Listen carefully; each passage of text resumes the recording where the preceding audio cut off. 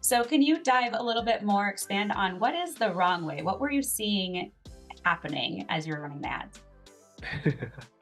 Well, the wrong way is definitely doing ads for whatever purpose before you have an offer that sells. I did ads just to get famous. I wanted followers, and somehow, before I really knew what I was doing in the online business world, I thought more followers would equal more business. And it's like I always say when I'm guesting on podcasts that Jesus saves, Facebook and Instagram ads do not, as in more eyeballs, right? Right? More eyeballs Totally. on a bad offer or an offer that's not selling does not a good business make. And that's a lot of what I see now and what I try to help people understand now is the right way is, does your offer already sell? And are we tracking the data so that I'm like putting my hands one kind of at my forehead and one at chest level to make this gap between how much we're making per lead.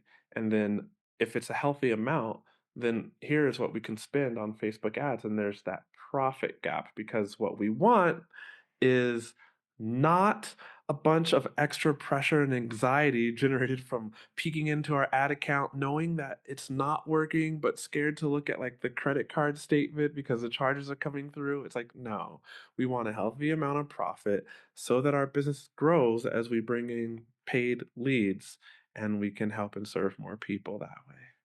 Okay, that makes so much sense. And even as you were saying, is your offer selling? Like, first, you have to have an offer, but then you need to know that it's going to convert. Your messaging needs to be on point before you can dive into ads. And I Mm. think about, do I want a bunch of people following me? Or do I want a business that's actually selling something and making an impact, right? It's not about the numbers, it's about the right people. Yeah, the numbers are totally a vanity metric. You're 100% right. Yeah, for sure. So tell me a little bit about getting started. So I know I mentioned in the beginning, I might be considering running some ads soon. What would make, how would I know it's the right next step for my business? That just comes down to looking at the data, and I won't don't worry, and the listener, please don't worry, I'm not going to dive into crazy numbers, but let's take something like your summit, for example. We Mhm. just want to look at whether it's a summit, whether it's a launch, whether you have a low ticket offer or even mid-tier offer that you're selling to your email list every month. We want to look at the number of leads that we're marketing to and then the number of sales we make, and more importantly, the revenue that we generate.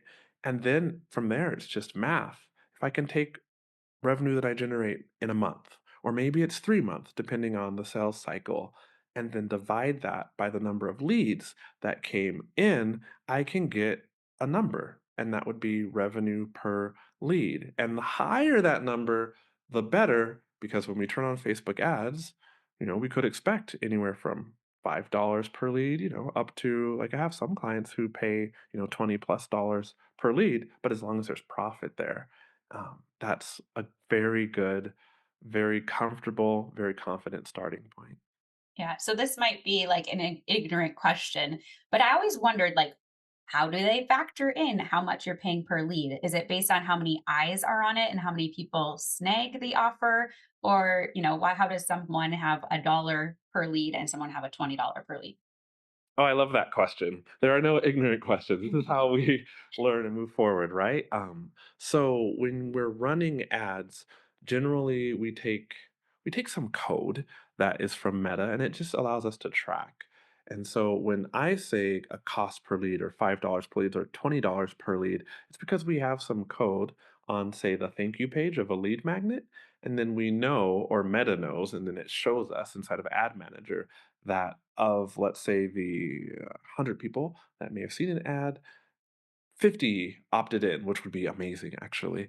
And we have 50 leads, and then we got those leads for X amount of ad spend over, a certain number of days. So it's really straightforward. It's how much did we spend and how many leads did we get, and that is our cost per lead. The second part of your question, I believe, was why are some people's cost per lead $5 and why is some people's $25? Hmm. Okay, and to be clear, it could be more than $25. I've come to expect somewhere south of $10 per lead, but the difference is because Cost per lead costs vary greatly depending on your niche, right?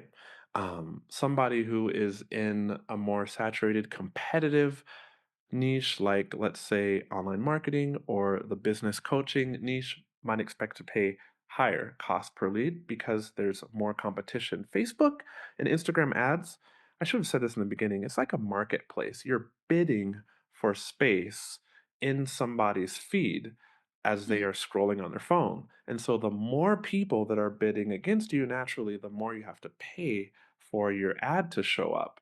So that's one factor. Another very straightforward factor is, as you said, messaging. Is your messaging on point? Like, even within one niche, there could be two businesses. One has done a lot of research and they are very good at messaging or speaking to the pain point that resonates most with their audience. Another business, identical in service, could be good at meeting, their audience's needs, but maybe they haven't done as much research, so their messaging is more general. It's always the business that spends time researching, not just what pain point do I solve with my paid or free solution if we're talking about a lead magnet or a summit, for example. But of the pain points which I solve, or maybe more accurately, of the frustrations that stem from the problem that I solve, which one of those resonates the most? And there's this quote by Thomas Edison that we miss out on opportunity because it's dressed up in overalls and it looks like work. If we do the work for the messaging, then usually our ad costs come down because the people who see our ads know that we're speaking to them, to their specific need, or the need that they have the most, and they know that we're the right person for them. Okay. Yeah, that makes sense. And like, for example, if it were a high ticket offer, spending 25 to 30 to $35 per lead is actually going to be a benefit because the overall revenue will be higher. Yeah, I have this one client who she has a paid launch and she does it about 3 times a year and we spend somewhere around $60 per lead. Since it's a paid launch, she is not profitable on the front end all the time. But what happens is at the end of her paid launch, then she launches or she opens up the program that she sells. And once she sells those programs, we come out with a profit somewhere of around $120 per lead. So does paying that amount per lead initially seem intimidating? For sure. But then who wouldn't pay, 60 something dollars per lead in order to make in profit $120 per lead? Like, here I am, sign me up all day long. Right. Okay. That makes so much sense. So it's based on like the offer. What's your, yeah. So, okay. I got it. Now we got it. We got to move into this framework too. But I Yeah. want to know too, I know you run an ad agency, you help others with their ads. When does it make sense to hire somebody to help you or to run ads yourself? Oh, this is a very good question. So, like, you and I are the CEOs, the owners of our business, right? And I'm speaking to you too, listener or watcher, if you're seeing the video, but there's this growth process of every business. And what I see is that one big factor is time, right? In the beginning stages of our business, as they're profitable, but we're still scaling up, we've passed this well, actually, 4 figures a month can go all the way up to $9,999. Let's say we're passing like the mid 4 figure a month like stage, and our business is growing. We're excited. It's profitable. We can still run our ads because like all the other hats we're wearing, it's just something we have to do ourselves. But there comes a point where running your ads is not the most valuable thing you can do with your time. And indeed, because your business is profitable enough to hire somebody that could run ads better than you, or just run ads as good as you have, but that frees you up to do something that only you can do in your business. I'm talking like look for strategic partners, strategize your funnel, tweak the messaging on your webinar, these sorts of things. Record podcasts.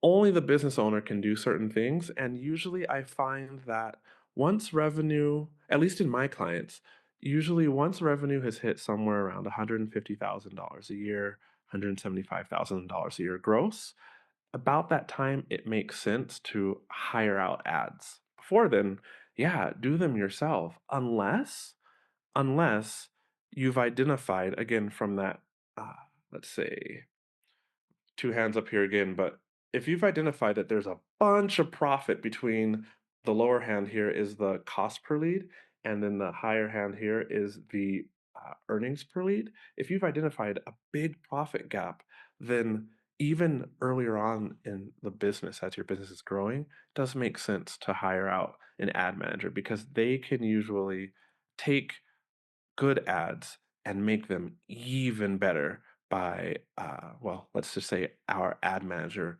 tricks. I'm thinking of another client who she actually ran her own ads successfully, but then she handed ads management over to me because, in her words, she hated running ads.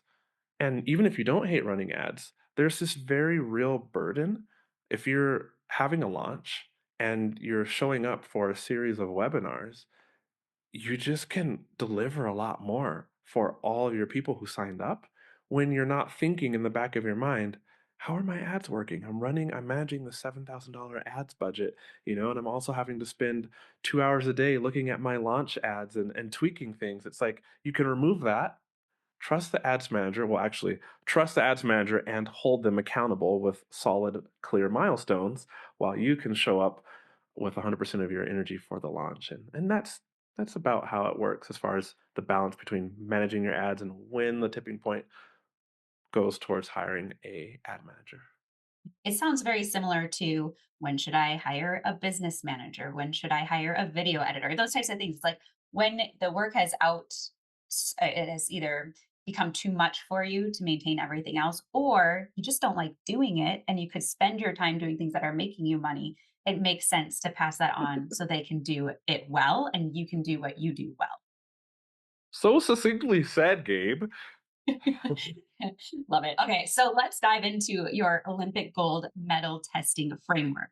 It was funny because as I was doing the intro, my husband heard me and he's like, "Is your next speaker an Olympian? Like, what's Ooh, going on?" So I thought that was really funny. I'm like, "I don't know. It's his Olympic gold medal testing framework." right? So, but this is really about helping make those lead costs lower so that you can really optimize those ads. So, can you start breaking this down for me? I probably will have questions as you go, but Sure. Stop me whenever. So, Olympics. We always expect the fastest man or woman to enter the finals, right? And that's what's exciting about it. I'm thinking of the 100-meter dash, where usually the fastest person in the world is named. And this past year in Paris, I believe it was between an American and a Jamaican. And so, like in many events, how there are a bunch of heats with competitors, and then, the fastest folks from each heat move on to the semifinals and eventually the finals, we can rely, and when I say we, anyone who does their own ads, specifically me, I rely on this Olympic goal testing framework to bring down lead costs as low as possible while still bringing in a high quality lead. And here it is in a really simple format. First, we do ad copy testing so we can understand the words that are converting at the lowest lead cost. And then the next step is we take the best performing ad copy and we pair it up with different visuals. Those could be video, those could be graphics. You said your husband's a video editor. Does he edit like your Instagram reels too? well, I Or is don't he do more long? Instagram. So, yeah, it's more long form. But he does that for himself too. He has a Okay. rock climbing channel. So he's done shorts for people or for himself too. So he understands that. Gotcha. It could be, and I find that video does work pretty well on ads. However, when we first start testing, we use graphics Mm. because that format, the message is more, or the messaging is more instantly consumable. 2 seconds, I look at an image with text, I understand what this is. Versus a video, there's a lot more nuance that goes into it. Do you have a good hook? How are you at delivering the value? Do you deliver the call to action? in a confident way, or do we lack the confidence? Are there visuals that change up enough to keep the viewer retention high? It's so complicated. And so, first step, add copy. Take the best ad copy in the second step, phase two, if you will. Pair that up with great graphics. And then, after you test different visuals for a few days, then we know, okay, best version of ad copy, and now we have a couple of good versions of ad copy plus different graphics, and then we move on to test the headline. And so the listener and you understand, when I say headline, I don't mean the top lines of the ad copy that show up above the graphic. I'm referring to the bold, really short, text, maybe 5 or 6 words of text that shows up below the graphic on the Facebook and Instagram feed, and it's just to the left of that blue button that says learn more or sign up or download. That's the headline. And so we test ad copy, we test our visuals, then we test combinations of headlines, and eventually what happens is our winning combinations float up to the top because we've just been methodical about it.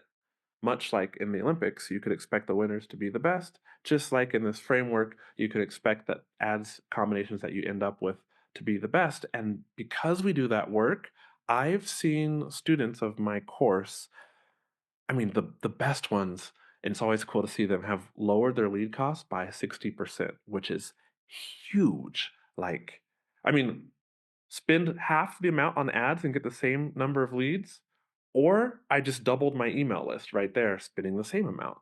And then, on the low end, people can lower their ad costs like up, 25%. I see that a lot, but still, those numbers, I mean, that means a lot if I cut ad costs by 25%. But this is what I see, and this is what I teach, and this is what I do in every new account, and it is definitely worth the time and effort. It kind of goes back to the beginning of where you were talking about how to run ads right and how to run ads wrong. It's about having that clear messaging and Mhm. knowing that it's going to work before you actually throw all the money out there to make it work. Because just the more money you spend isn't going to mean more good leads coming in. That you Yeah, might still get crickets, right? So, yeah. And can I go back to I made a comment about Instagram Reels, knowing that we're here talking about, growing without social media. Um, but there is a use case for using Instagram Reels. mhm. And that is there are, plenty of people who are not quite ready to spend on ads in their business, or they're just about ready. But the question is looming large in their mind: what kind of ad should I make? Or what has the best probability of working with a lead magnet? And that is where I usually say, take a look at what's working well organically and start there. Like, what kind of videos are getting the most organic views, or on posts that are getting views? How about we look at how long the captions are in those posts? And then we take the ones that, of course, align with whatever we're going to run ads to, and we develop messaging on that. It's usually organic media, social media can be an indicator of what kind of content could perform when you put money behind it. Yeah, that's a really great point because that's a great way to just test it for free to see Mhm. what you want to actually test for paid. And, it's all about really, I'm not trying to get everyone to get off social media. Mm. I'm just thinking about what's our intention behind it? What are we doing? What purpose is it serving? Right. So it's like doing it the way that is right for you and your business. So I love that you pointed that out. And it kind of brings me to another question about organic marketing versus paid ads. How should a business owner balance that? And should one come before the other? You kind of alluded to starting with that organic marketing to see what works. What are your thoughts on that? My thoughts are, if the budget is tight, then organic marketing, is great. When you achieve your marketing goals or your sales goals, it's either going to be because you spent money or you spent time if you're not Mm, spending money. Like, there's no way around it. If I don't have so much to spend, then I'm investing my time initially. That could just be me posting. It could be me reaching out and forming, partnerships where other people are also posting my content, or we're teaming up on a bundle, like a bundle that's marketed via email and cross promoted in that way. um, but it's either time. or money. Time is easier in many cases, especially when we're still testing things out because, okay, I only spent 10 minutes putting together an Instagram post and that post didn't work too well. Oh well, that was just my 10 minutes versus I spent like $50 putting together this ad and running traffic to it. It didn't work so well. But that $50 stung a little more. I will say though, when I was, and I guess I should have led with some of my experience, but after I got stuck outside of China, because I took a vacation with my family to Mexico like 2 months before the pandemic started, and China shut down its borders, and we couldn't actually return back to our home in China, and we had to sell everything, and that was super My stressful. goodness. Yeah, it was lots of tears and lots of prayer. I remember like for a good 4 or 5 month period, there was like I mean, you have like your fancy prayers where like, okay, I'm quoting like this promise, and I'm like, but then like you have like your kind of just raw prayers, like, Jesus, my savings is almost gone. It's been the better part of a half a year. Like, I need to put food on my table. I haven't looked in the Bible for like a specific scripture, but my kids need to eat. And like pretty soon it's gonna get pretty nasty. Like, I need your help. Amen. Sort of this kind of thing. Like, I remember many mornings where I was walking figure eights in my in-laws' basement because they had a big basement, and if you pray in circles, you get dizzy, but if you walk in figure eights, your brain can turn left and then turn right, and you don't get dizzy after, like, praying for 45 minutes for provision for your family. And, what happened after that period is I had a job working inside of a high level coaching slash mastermind. So coaching program and mastermind for online course creators who on the low end were like earning $300,000 a year. And on the high end, like as high as like 1.5, $1.6 million in revenue. And the common theme that I saw is, well, one, they knew their numbers, whether it was their marketing numbers, their funnel numbers, their email numbers. They knew what worked.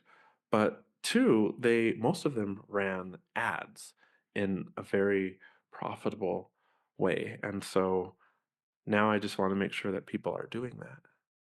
Yeah, that makes sense. So a little of both. Organic marketing still good, ads good to either scale or for those who don't have as much time to Mhm. actually spend in the organic marketing, then they can just do the thing, get it out there.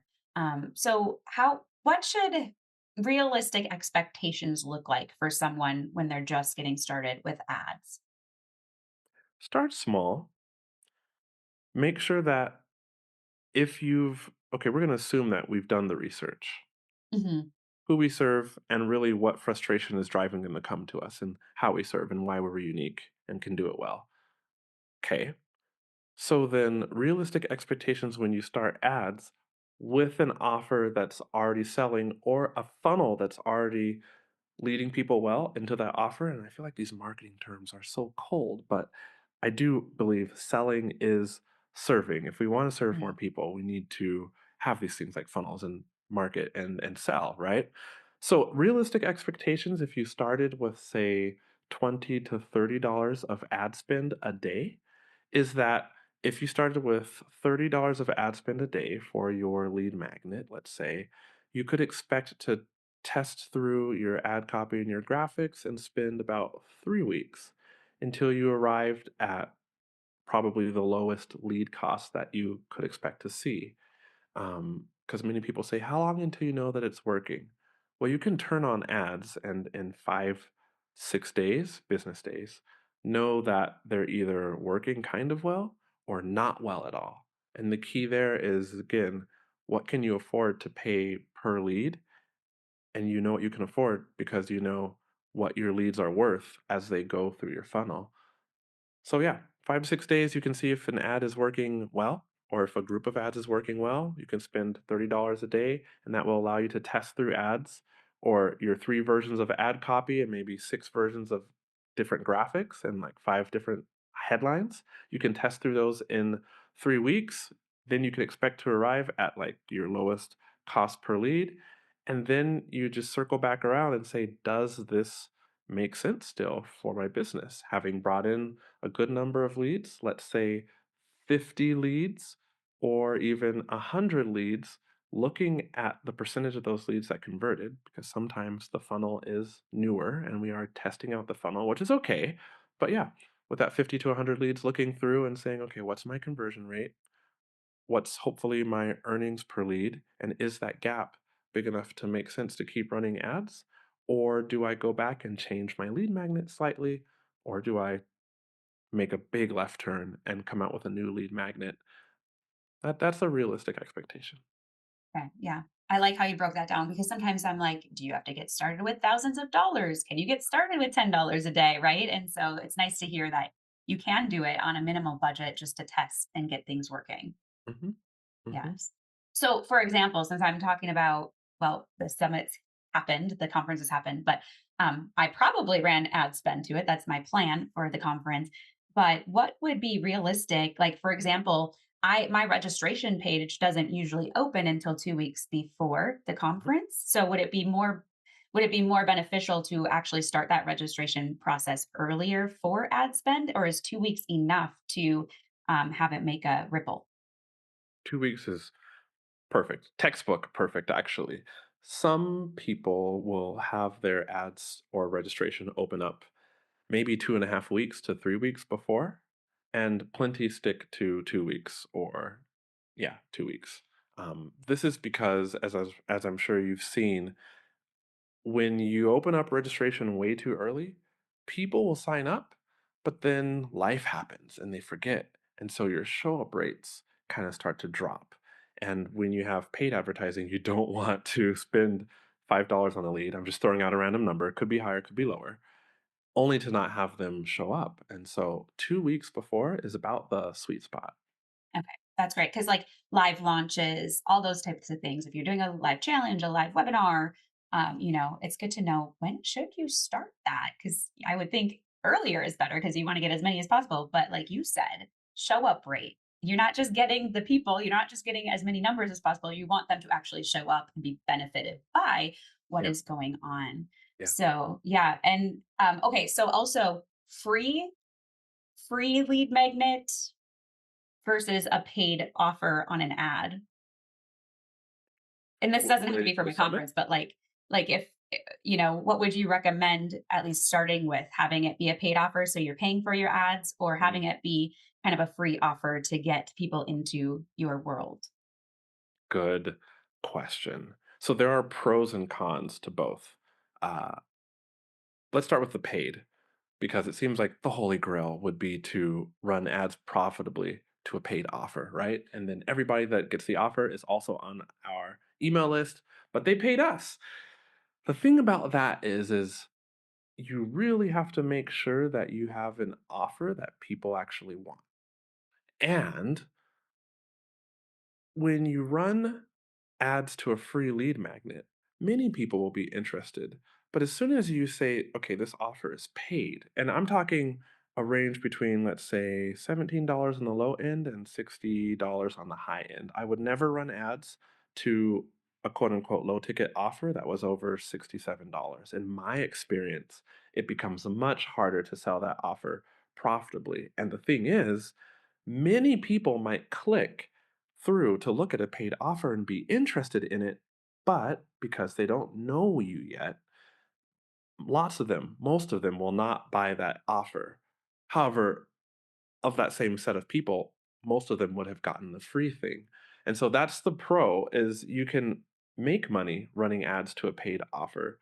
Definitely. That's I have quite a few clients who do so, but you're going to get a lot more leads if you have that free lead magnet. However, the cons of a free lead magnet are that if we have not invested enough time and effort into our funnel to make sure that that funnel does a good job of nurturing those leads, building our authority, communicating to the leads that we've helped people like them, we know how to help them, and those leads aren't buying, then we're wasting the money on the leads coming in for free. So we have to sort of take that into consideration. Like, do we have an offer that really could sell? Do we have a budget to go through the testing required to get ads to that offer profitable? If not, let's go for the free thing, but let's not throw up a free lead magnet and say, ah, so easy because it's free. No, we still need to do our work and our research to make that work. Then free offer to tripwire. Have you seen that work well? Yes. However, I have never seen a tripwire, and we're speaking to the uninitiated about an offer, a low ticket offer that is available on the thank you page of a lead magnet. I've never seen personally in my 4-ish years of running ads, I've never seen the revenue from a tripwire cover ad costs. Usually it makes up 30-40% of ad costs is a realistic expectation.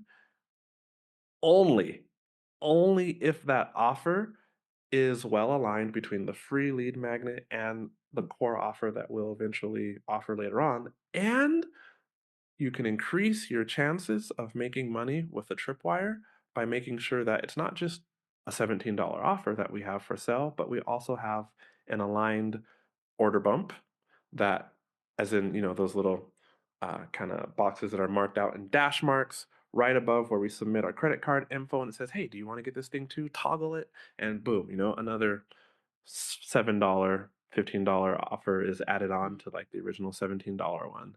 Have an order bump, please. I implore you if you want to try a tripwire, and also have an upsell, which is after somebody submits their info and buys it, on the very next page is a limited time offer, sometimes at a discount, sometimes it's just full price, but you can only get it on that page and the offer exists nowhere else.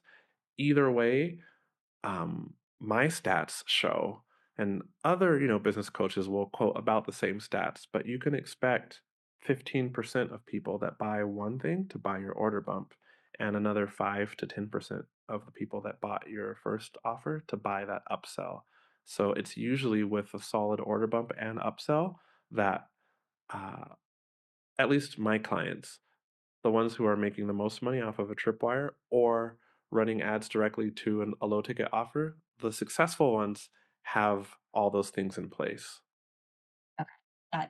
That was an awesome breakdown. Thank you. Cool. Hopefully So it wasn't too technical, but have me break it down further if you need. hey, I understood it. If I can understand it, anyone can understand it. So Cool.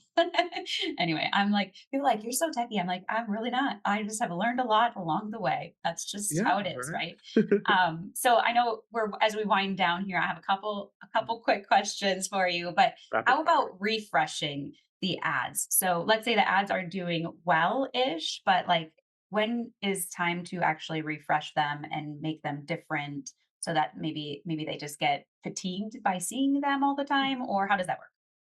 Sure. Well, ad fatigue is just when somebody sees your ads too many times, so they don't respond as well. Okay. I believe in refreshing ads when the ads stop working. So if your lead costs start to go up, it's time to refresh. Or if you're running ads to a paid product and you start to see your earnings go down or your profitability go down, it's time to refresh. Okay, Simple. awesome. So don't refresh if it's working. Well, because Keep our it time going while is it's working. limited, and running ads, when you set up an ad campaign, is kind of like surfing. Once you put in the work, and it's a lot of work. I tried once and I did horribly. I couldn't even stand up on the board. But once you start riding the wave, that wave is going to go for a while. We never know how long, but that's where the fun is. So ride the wave, and once you see the wave start to die down, then you know it's time to hop off your surfboard and paddle to the next wave. And ads are exactly the same.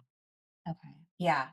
How about when you're seeing good results? Okay, so you dabbled in ads, you figured out the messaging, something's working, leads are coming in, cost is pretty low, lowish for leads. How do you scale your ads without dramatically increasing your costs? Okay, so you've seen good results. There's a profit per lead, or you know that the leads that have come in, let's say if you have a launch later on, you know that you're able to launch profitably because of the leads you got. Then you can conservatively scale 15% a day Mm, and not expect the algorithm to get upset. And when I say the algorithm getting upset, that means like one-on-one ads coaching clients I've had, I'll tell them scale conservatively, and then they'll tell me the next day, "Oh, I got excited. So I was spending $30 a day and now I'm spending $100 a day.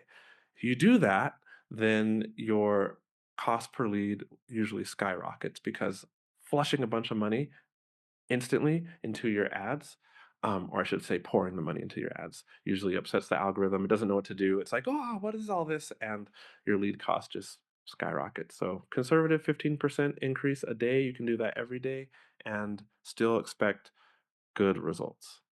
Okay, awesome. So, last question for you. If you had to break it all down to one thing that you want listeners to take away from our conversation, what would that be? Do your research into the person that you serve the best, and then that will help you no matter what area you apply that research to in your business, from email funnels to sales pages to webinars. Research always helps.